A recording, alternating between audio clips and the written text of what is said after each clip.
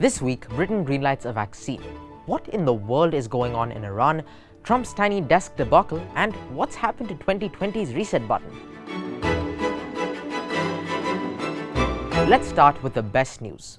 Britain will start using the Pfizer-BioNTech vaccine next week. There's still a long way to go before all of this is over, but it's a good start. The approval came on Wednesday after the Brits decided that the vaccine was safe and that 96% efficacy was good enough. Now that the decision has been made, as the doses roll in, the UK will have to decide who will be getting the vaccines first. I guess Boris Johnson's making a list and he's checking it twice. Meanwhile, the US saw more than 2,600 deaths in one day on Tuesday, its second highest figure ever. Its record was set on April 15th at 2,752. The country also saw record high hospitalizations. Hong Kong has officially entered its fourth wave, helped along in big part by dance studios, which have been responsible for more than 500 cases. Finally, something COVID and I can agree on: cancel dancing. Schools are closed. Seriously, we students wouldn't have to go back to Zoom classes if some people just waited on their Zumba classes. As we snuggle down for the Hong Kong version of what we call winter, our biggest worries are ensuring we have enough Patagonia quarter zips to protect us from the harsh, barbaric 25-degree weather. But in Sydney, even though the official start date of summer is still days away, temperatures are scorching, with Sunday seeing the hottest November night on record at 40 degrees Celsius. Unsurprisingly, the Aussies have taken this opportunity to get their tans on. It looks like social distancing is also taking a break. Maybe they're hoping for a bit of a sunstroke and a Bondi rescue. So, what's up in Iran? Last Friday, the country's top nuclear scientist Mohsen Fakhrizadeh was assassinated when the car he was traveling in was sprayed with bullets. We'll get to that in a minute. Fakhrizadeh founded Iran's military nuclear program 2 decades ago. When war broke out with neighbor Iraq in the 80s, Iran thought having a nuke would be a good idea. But it wasn't as easy as that. Israel didn't want Iran to have a nuke because it supported Palestinians. The US is a good friend of Israel and had trouble with Iran before, so they were also not keen for Tehran to get nukes. After the 9/11 terror attacks on the US in 2001, then President George Bush named Iran part of an axis of evil with Iraq and North Korea.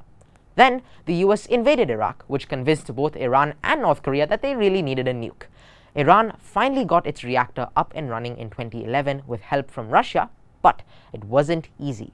There were virus attacks, crippling sanctions imposed by the West, and 4 Iranian scientists involved in the nuclear program were assassinated. Iran blamed the US and Israel.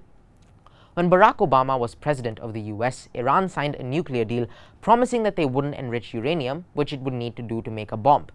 Trump tore up that treaty and imposed crushing sanctions on Iran. In return, Iran has become increasingly belligerent, and 2 tankers were damaged in the Strait of Hormuz. The US blamed Iran.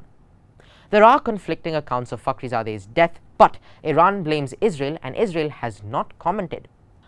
Trump's having a pretty bad week. Again.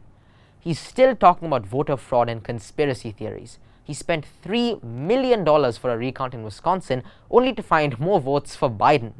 Then he held a press conference on Thanksgiving, but someone put him at the kiddies table and the internet went wild over Trump's tiny desk. Things got worse when he got into a spat with reporters, and even worse when a side of him seemed to show a bulge that looked as if he was wearing a diaper. The internet absolutely exploded.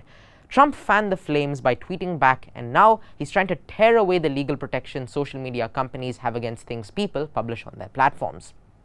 Just to be clear, the desk was the same desk as which Trump signs important documents, but he's usually surrounded by a lot of people for photo ops, so it's not noticeable that this isn't the real desk. Over Thanksgiving, no one was standing with him, so the perspective really changed. We're pretty sure the diaper thing's a hoax too. Last week, we talked about a mysterious metal object that appeared in a desert in the US state of Utah, with some internet jokers suggesting that it might be the reset button to 2020. Well, it mysteriously disappeared. Sadly, the mystery of its disappearance was soon cleared up by a bunch of self-appointed environmentalists who admitted that they had removed it because of the damage done by tourists flocking to the area. We still don't know who put it there in the first place, but I guess there's no reset to 2020. If you've enjoyed this week's headlines, hit that like button, and if you want to see more, make sure you hit subscribe.